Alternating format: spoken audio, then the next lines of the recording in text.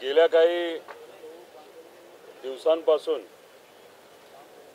जयकुमार गोरेंच्या विरोधात हक्कभंग यावा यासाठी अध्यक्ष महोदयांना मी बऱ्याच वेळा भेटलो, पण आम्हाला असं कळतंय की मंत्री महोदय गोरे साहेब हे कदाचित मुख्यमंत्री साहेबांच्या ऑफिसला जाऊन बसून कुठेतरी प्रेशर आणत आहेत, म्हणून प्रत्येक व्यक्तीला प्रत्येक आमदाराला हक्कभंग आणण्याचा जो अधिकार असतो, नाहीतर त्याच्यावर बोलून द्यायचा जो अधिकार असतो, तो त्या ठिकाणी एका विरोधी पक्षातल्या आमदारांना तो त्या ठिकाणी बजावता येत नाही। मी गेल्या वेळेस आपल्या सर्वांना सांगितलं होतं की जेव्हा एका महिलेला न्याय मिळावा यासाठी इथं असणाऱ्या एका महिला पत्रकारांनी त्या ठिकाणी तो मुद्दा मांडला, त्यानंतर माझा हक्कभंग झाला, पण ते असताना आम्ही लढत राहिलो। त्यानंतर काही प्रकरणं जयकुमार गोरेंची ही माझ्यापर्यंत तिथे असणाऱ्या लोकांनी पाठवली, ती थोडक्यात आपल्या सर्वांना त्या ठिकाणी मी वाचून दाखवतो।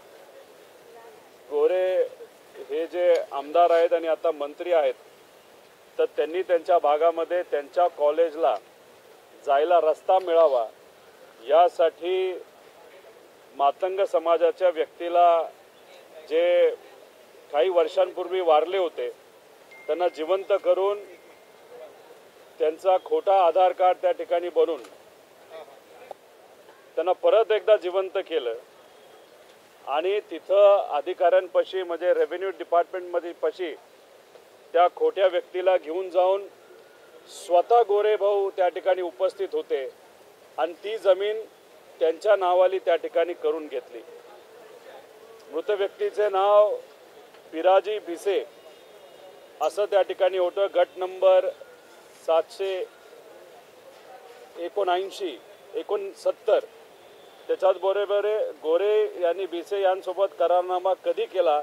11 डिसेंबर 2020। पिराजी भिसे मृत आहेत, त्यांचा मृत्यू कधी झाला? तर 8 ऑक्टोबर 2016। आणि मग अशा व्यक्तीला त्या ठिकाणी मृत दाखवून म्हणजे हा तो पुरावा त्या ठिकाणी आहे, त्यांचा ते मृत प्रमाणपत्र सुद्धा या ठिकाणी आहे। आणि मग याच्यासाठी त्यांचा परिवार भिसे परिवार हा कोर्टापर्यंत त्या ठिकाणी गेला, त्याच्यामध्ये त्या ठिकाणी तो लढत आहे। पण याच्या खोलामध्ये आपण जर गेलं तर अतिशय वेगळ्या गोष्टी त्या ठिकाणी आपल्याला जाणवतात। याच्यामध्ये तर आपण जर बघितलं तर गोरेंनी त्यावर आधार कार्ड मध्ये संजय कृष्णा काटकर या व्यक्तीचा फोटो लावला, म्हणजे हा कार्यकर्ता गोरेंचा आणि भिसे आहेत असं म्हणून दाखवलं आणि मग पुढची कारवाई त्या ठिकाणी त्यांनी तिथं केली। आता याच्यामध्ये खोटी सही म्हणजे जे भिसे होते त्यांना इंग्लिश जमत नव्हतं, अशिक्षित होते, अंगठा त्या ठिकाणी वापरायचे, पण नवीन व्यक्तीला भिसेंच्या नावाला जे पुढे केलं त्यांनी इंग्लिशमध्ये सही केली। अशा सगळ्या गोष्टी त्या ठिकाणी असताना सुद्धा त्या भिसे परिवाराला दुर्दैवाने न्याय मिळत नाही। याच्यामध्ये झालं असं तर एकतर अट्रॉसिटीचा कायदा या ठिकाणी लागू होतो आणि याच्यातच जेव्हा हा विषय म्हणजे लोअर कोर्टमध्ये गोरेंच्या बाजूने एका दिवसामध्ये त्या ठिकाणी निकाल दिला गेला, त्यांना बेल दिली गेली।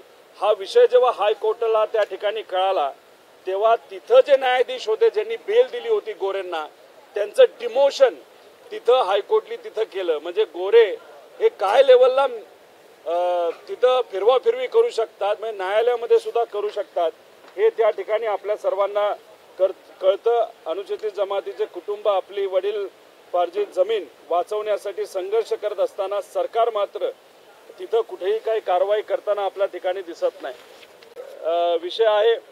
त्यानंतर आपण जर बघितलं तर 3,25,00,000 रुपये हे कोविड काळामध्ये गोरेंनी त्यांचं जे कॉलेज आहे मायनी मेडिकल कॉलेज, हे मायनी मेडिकल कॉलेज सुद्धा त्यांचं कॉलेज नाही, देशमुख परिवाराचं कॉलेज आहे।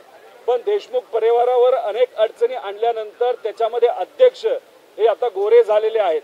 ईडी सुद्धा देशमुख परिवाराच्या विरोधात लावली होती आणि मग आता कुठेतरी त्या कॉलेजवर कब्जा हा गोरे कुटुंबियांनी तिथे केलेला आहे। हा विषय आहे करोना काळातला घोटाळ्याचा। आता याच्यामध्ये झालं असं होतं, तुम्हाला माहित असेल की महाविकास आघाडीच्या काळामध्ये करोनाचा काळ त्यावेळेस असताना सामान्य लोकांना मदत व्हावी यासाठी अनेक त्या ठिकाणी योजना आणल्या होत्या। महात्मा फुले जीवनदायी योजनेच्या अंतर्गत तिथं अनेक जे हॉस्पिटल आहेत ते रजिस्टर केले गेले होते, पण त्यावेळेस आपल्याला व्यक्तिगत भेटता येत नाही, जाता येत नाही, म्हणून ऑनलाईन सिस्टम आपण सुरू केली होती। आणि त्याच्यातच या संधीचा फायदा घेत गोरेंनी बऱ्याच त्रुटी कॉलेजमध्ये असताना सुद्धा त्यांचं कॉलेज त्या ठिकाणी जे हॉस्पिटल आहे ते रजिस्टर करून घेतलं। आणि रजिस्टर करून घेतलं खरं, पण यांनी केलं काय ते बघा की पहिल्या करोनामध्ये जे लोक मरण पावले होते त्यांना दुसऱ्या करोनाच्या लाटीमध्ये जिवंत केलं। जिवंत केल्यानंतर त्यांची नावं त्याच्यामध्ये त्या ठिकाणी टाकली आणि याच्यात जर आपण बघितलं तर त्यांना परत एकदा जिवंत करून म्हणजे मृत व्यक्तींना जिवंत करून परत एकदा दुसऱ्या करोनाच्या काळामध्ये दाखवण्यात आलं। त्याच्याच बरोबर जर आपण व्हेंटिलेटरची कॅपॅसिटी दाखवली, त्यांच्याकडे 7 व्हेंटिलेटर होते, गुणिले महिन्याला एक पेशंट 10 दिवस त्या व्हेंटिलेटरवर राहिला तर समजा 7 पेशंट आपल्याला महिन्याला करता येतात ना, ते 21 करता येतात। तर त्यांनी त्याच हॉस्पिटलमध्ये महिन्याला 200 पेशंट दाखवले आणि कारण व्हेंटिलेटरवर पेशंट असेल तर 40,000 रुपये तिथं एका पेशंटला मिळत असतात। आणि मग अशा व्यक्तींचं नाव वापरून जे जिवंत नाहीत त्यांच्या खोट्या सह्या तिथं केल्या गेल्या। MOU करताना गोरे यांनी 46 डॉक्टर दाखवले, स्टाफ दाखवले, पण त्याच्यामध्ये काहींची नावं परत एकदा रिपीट करून फक्त मोबाईल नंबर बदलला। आणि याच्यामध्ये आपण जर बघितलं तर तिथं डॉक्टर सुद्धा नव्हते, फक्त डॉक्टरांच्या नावाचा आणि काही डॉक्टरांचा डबल नावाचा वापर त्या ठिकाणी केला गेला होता। त्याच्या हे या लेवलला गेले, करोनाच्या काळामध्ये एखाद्या पेशंटला जर ये जा करायची असेल तर 50 रुपये हे एसटीचं भाडं म्हणून त्या ठिकाणी सरकारकडनं घेतलं जात होतं। त्याच्यावर सुद्धा मेलेल्या माणसांची खोटी सही करून तिथं 50 रुपये सुद्धा तिथं काढले गेले, अतिशय दुर्दैवी। आणि त्याच्याच बरोबर एक सर्टिफिकेट लागतं की मला चांगली सेवा तिथं मिळाली असं पेशंटकडनं लिहून घ्यावं लागतं। तर तिथं जर तुम्ही बघितलं तर त्याच्यामध्ये त्या मृत व्यक्तीचं खोटं तिथं पत्र घेऊन की हो मला चांगली सेवा मिळाली असे सुद्धा कारनामे या ठिकाणी केले गेले। ABGच्या बाबतीत सुद्धा खोटा रिपोर्ट त्या ठिकाणी दिला गेला। हा विषय जेव्हा टोपे साहेबांना कळाला त्यांनी समिती फॉर्म केली, समितीने निकाल दिला की हो जे काय घडलं ते चुकीचं घडलंय आणि त्या हॉस्पिटलचं त्या ठिकाणी रजिस्ट्रेशन कॅन्सल करण्यात आलं टोपे साहेबांच्या काळात।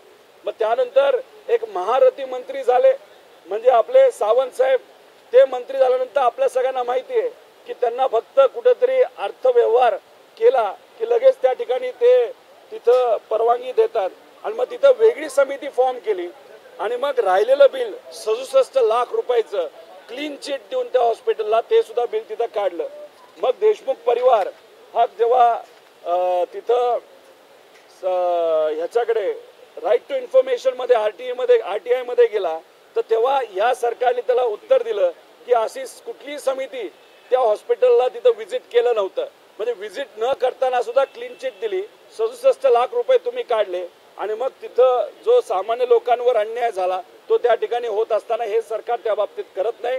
देशमुख परिवार डायरेक्ट सुप्रीम कोर्टात गेलं आणि सुप्रीम कोर्टाने तिथं सांगितलंय की this is a unique case where no oral evidence is required. म्हणजे जिथं आपण फक्त बेसिक डॉक्युमेंट जे आहेत, जे मी मगाशी गट्टा त्या ठिकाणी आणला होता, तो गट्टा जर आपण बघितला तर या गट्ट्यावर सुप्रीम कोर्ट म्हणते की या गट्ट्यातले जे सगळे डॉक्युमेंट्स आहेत हे वाचले तर नक्कीच तिथं असणारे जे सर्व अध्यक्ष म्हणजे गोरे त्यांच्यावर आपल्याला कारवाई करता येईल, पण फक्त डायरेक्ट सुप्रीम कोर्टात जाता येत नाही। म्हणून त्यांनी सांगितलं लोअर कोर्टात तुम्ही जावं, पण लोअर कोर्टात अडचण एवढीच आहे पोलीस प्रशासनाकडनं कुठेही त्या ठिकाणी कुठलाही तपास योग्य पद्धतीने केला जात नाही। आणि दुर्दैव असं की तिथं असणाऱ्या अधिकाऱ्यांनी जे तिथं लोकल आहेत त्यांनी परत एकदा या हॉस्पिटलच्या विरोधात फक्त 80,000 रुपयाची केस केली आणि बाकी